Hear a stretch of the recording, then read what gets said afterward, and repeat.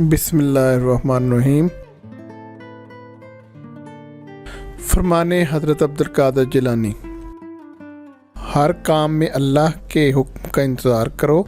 अगर अल्लाह पकड़ने का हुक्म दे तो ले लो, और अगर किसी काम से रोक दिया जाए तो ऐसे रुक जाओ जैसे इस चीज़ का वजूद ही नहीं। इंसान का किरदार संदल के दरख्त जैसा होना चाहिए, जो कुल्हाड़ी की ज़रब खाकर भी कुल्हाड़ी को खुशबू से महका देती है। जब इंसान का कल्ब ठीक हो जाता है तो बाकी अज़ा भी ठीक से काम करने लग जाते हैं।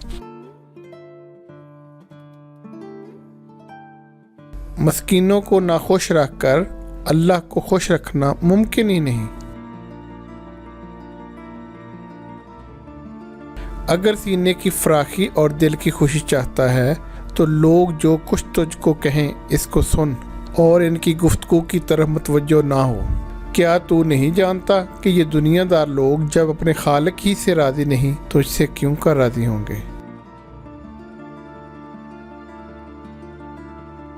जब बंदा यकीन के साथ ये बात जान जाएगा कि मेरा खुदा मुझे देख रहा है तो हरगिज़ ऐसा काम नहीं करेगा जिससे इसको क़यामत के दिन अपने रब के सामने शर्मिंदा होना पड़े।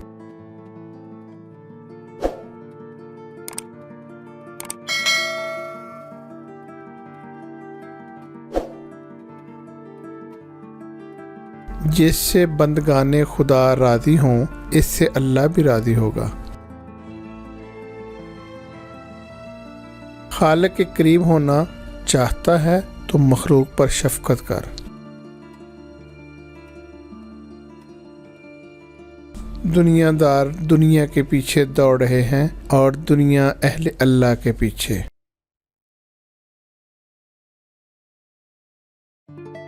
गरूर से बाज आ जाओ और मालदार बनने की तमन्ना ना करो।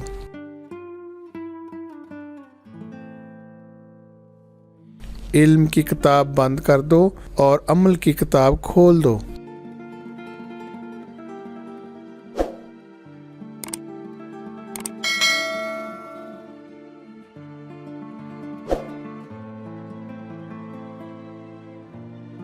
पहले अपनी इस्लाह करो, फिर दूसरों की फिक्र करो।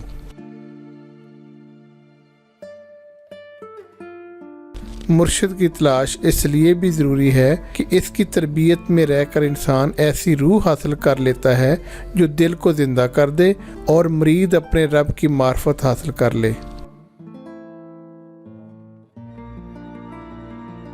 अल्लाह के आरिफ पर सबसे ज़्यादा ग्राम मखलूक के साथ तकल्लुम और उनके पास बैठना है। यही वजह है कि आरिफ हज़ार होते हैं, इनमें से बोलने वाला एक ही होता है, बाकी सब अपने इस्तग़राक़ में गुमसुम रहते हैं।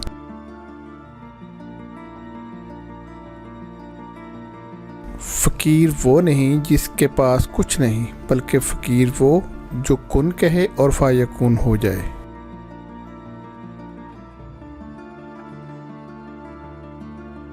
अपने मालिक के आस्ताने से जुड़े रहो, सब्र रखो, बेसब्री ना करो।